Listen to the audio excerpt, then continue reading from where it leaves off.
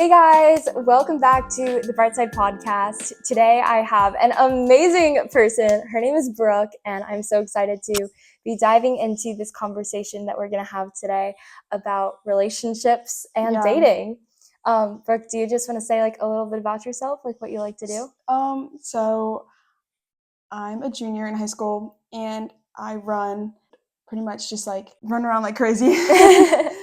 But I'm so excited to be here. I'm so excited you said yes to be on the podcast. I'm excited you're here. Yeah.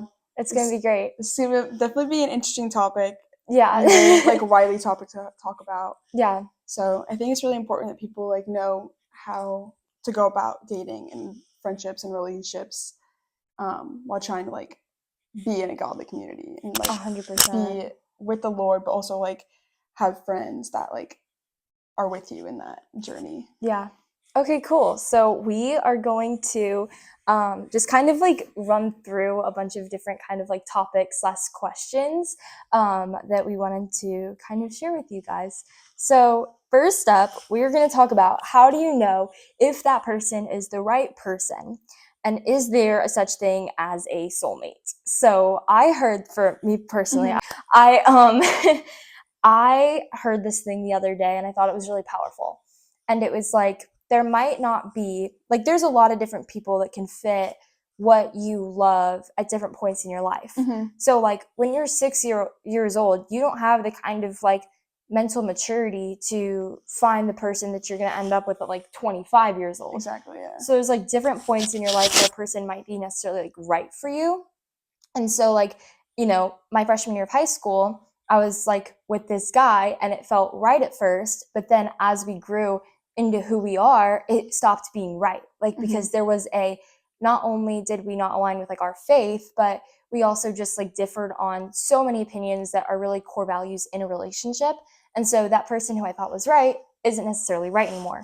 And so, you know, it's kind of like growing into who you are as a person as you're growing up, and then choosing this person once you come to a point of like, you know, your 20s, your 30s, like wherever marriage starts to come into play. And it's like, okay, well, this is the person that while we grow closer to God. And I think of like that triangle where it's like the two bottom points are you and your boyfriend, and then the top is God. And it's like, if you are both chasing after the Lord with like all your might, all your soul, all your strength, and all your heart, like you will end up in a place where change can happen, but you're still gonna have like a stronghold in Him. Yeah, I think the same. Like, definitely, like if you're not on the same page about like a relationship, like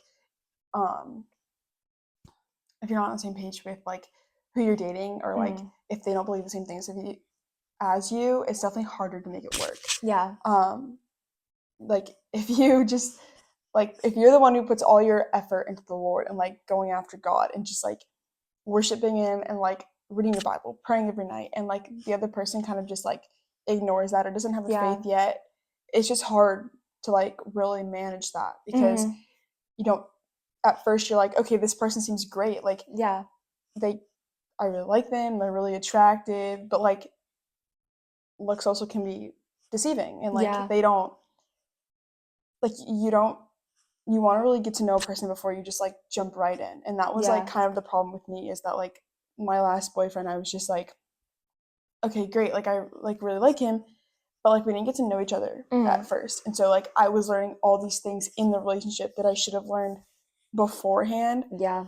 Like how like he had never been to a Christian church, and I was like, okay, well, like how is this, doesn't really work. And so I think pushing like a religion, or pushing Christianity, or pushing like God like onto someone, one, I think from their point of view could be like overwhelming, but two, like you have to take a step like to where it's not as like overwhelming. Yeah. But to a person who doesn't know Christianity, but like if you're in a relationship, like both of you are like going for God, but like you're growing together. Yeah.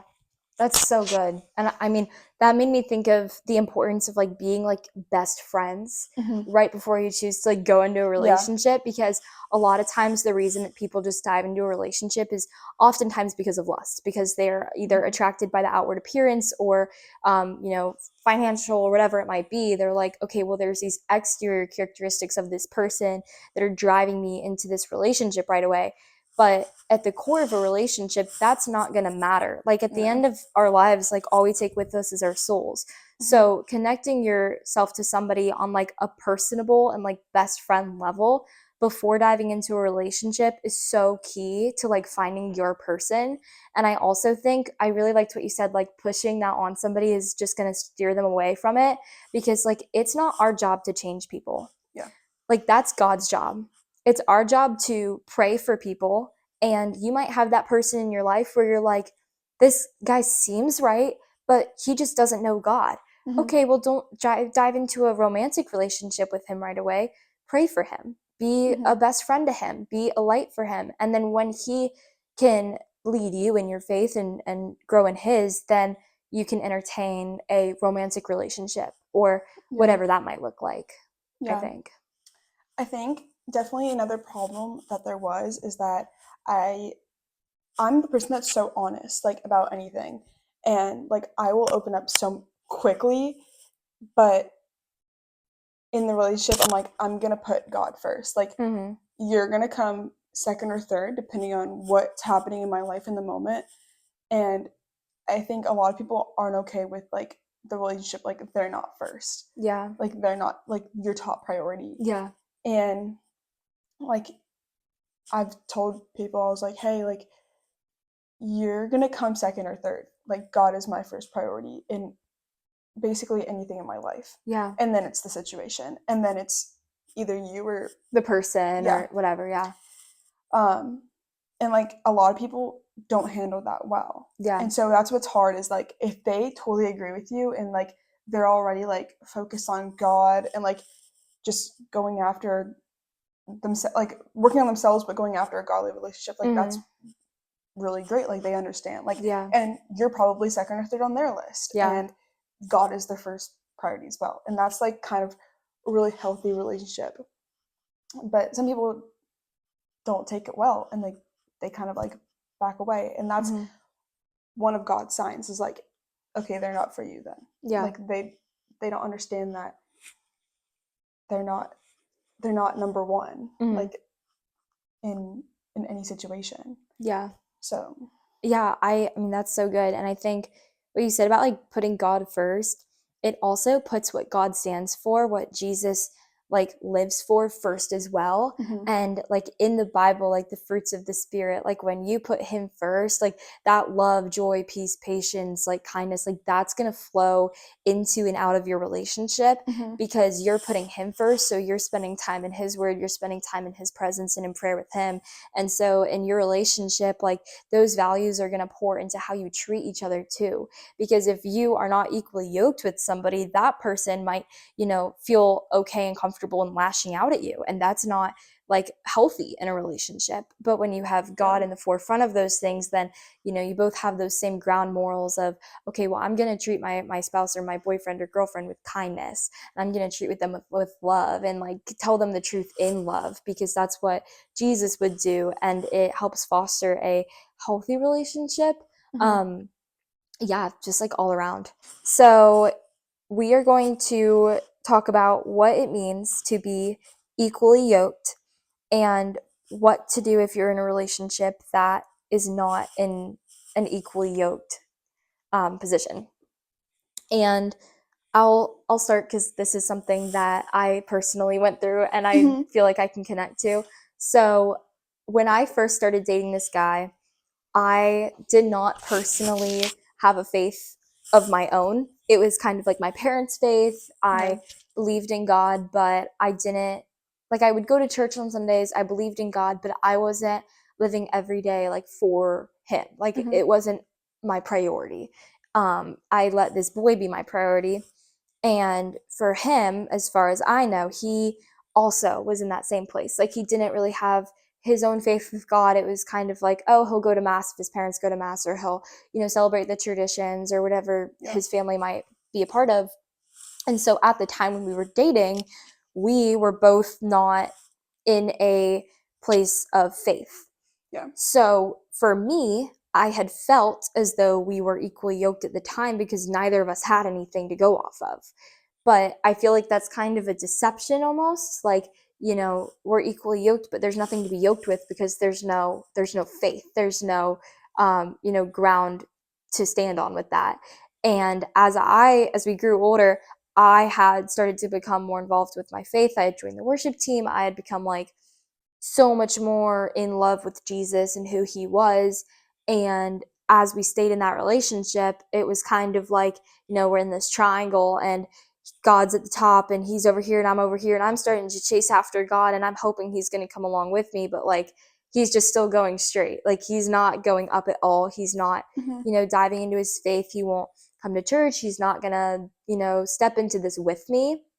And that's the point where, we kind of were in alignment when we started, and now I'm taking off in my faith and he's not coming along. And I think as far as being equally yoked, that's not a healthy place to be in, because you are not aligning with the other person on your faith. And it's okay to not be in the exact same place because you're an individual, like your spouse, your boyfriend or girlfriend might not always be 100% on par with what you believe or your own faith. But for them to have the, encouragement and courage to jump on that ride with you, that's a huge meaning in a relationship, I think. Yeah. I think like if you're in the situation that that person isn't going to come along with you, like there's or there should be or like there should be steps that you should take, or like kind of like assess the situation, like where are you at and where's the other person like at in their relationship with God. I think that when that happens, you assess it and then you kind of like have the conversation with the person, like well, you're already together, you're all in relationships, like hopefully at that point you can kind of open up with that person and be like, hey, I'm working on myself and working to go toward God. Will you do the same? Yeah. And I think depending on what they say is this next step.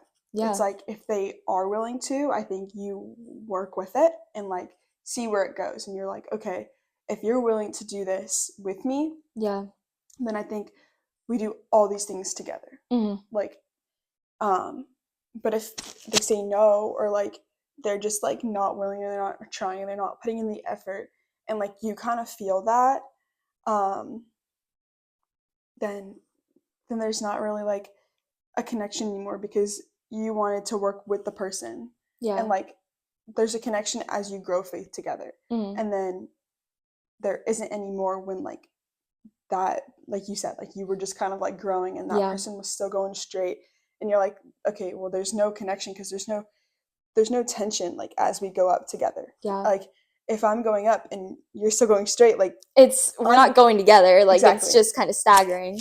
Exactly. And so I think there's different points and there's different like pyramids of like what the response is. Like you assess, okay, and then what's your answer going to be? If it's no, like you're going to take this path and you're going to be like, okay, this is not working. And if it's yes, then you're going to grow together, because it's just the way it works. And then if that person kind of like gets stuck and you're still going, but they're making an effort, you can help. Like you're there, like because you're their support system. You're like in the relationship. You're like you're really trying to like push for this. But if they just say no, like there's no, and if they're like you said, there was no like yoke, there was no yoke or faith to begin with.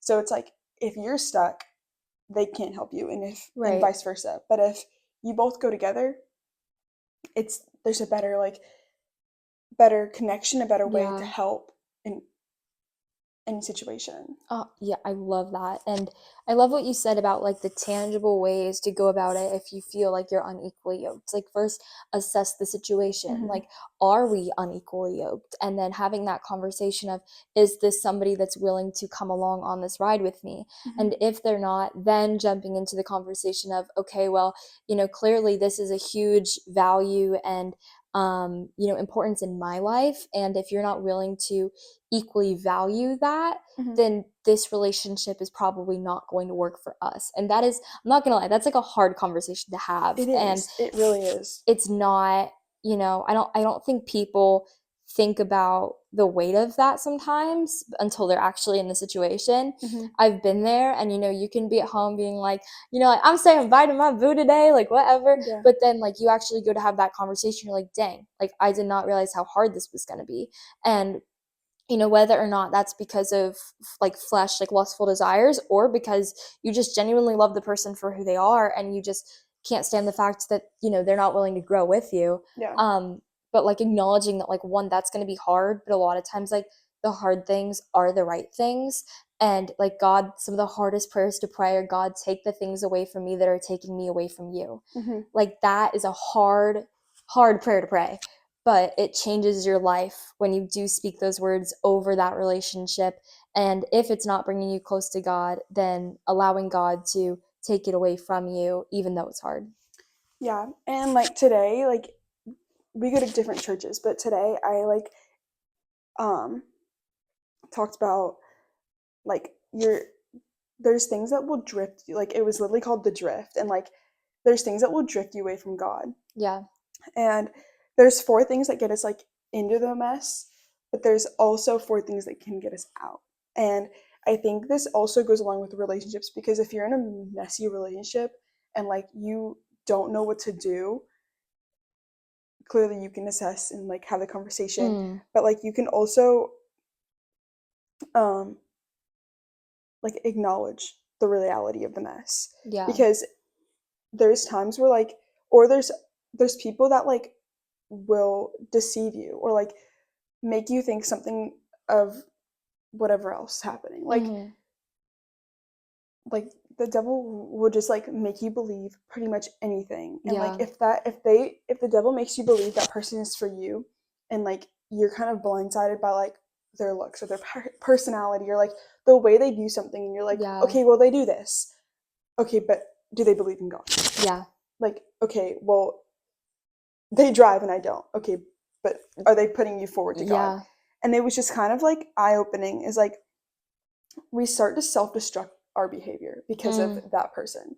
And we start to like drift because mm, away from God and what's important, because that person or the devil is making that person look great and like amazing, but are they really like that great? Like they could yeah. be the best person in the world, but are their hopes and dreams like God focused? Um and it was like he also said plot a new course for yourself, Whew, that's good. because if you're on this path of just like deceivement, lying, like like Lust, self, like driving after this thing. exactly, Yeah. it's not going to help you. So I think also part of reassessing is making a new way, like Yeah. putting yourself in a situation to go onto a new path, because Yeah.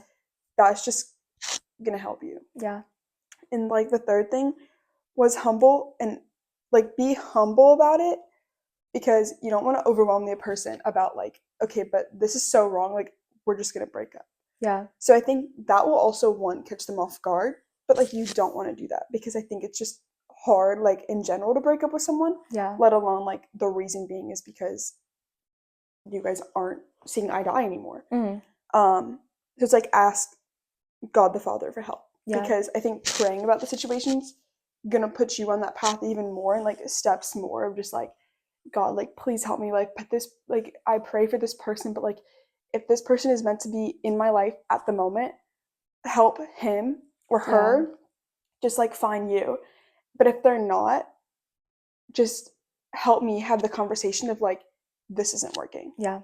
So, yeah, I think at the end of the day, relationships are just such a key factor in our lives here, but also when we go to heaven, like we get to take that with us, like we were talking about, Mhm. and just making that investment in those relationships and making sure to, like we've talked about, assess your relationships, look at where they're at. Are you happy with them?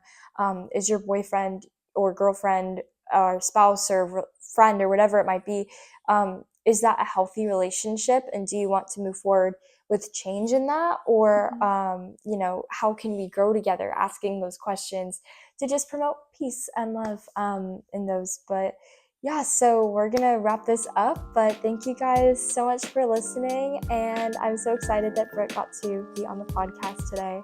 And yeah, I hope that you have an amazing week and happy Monday. Bye guys.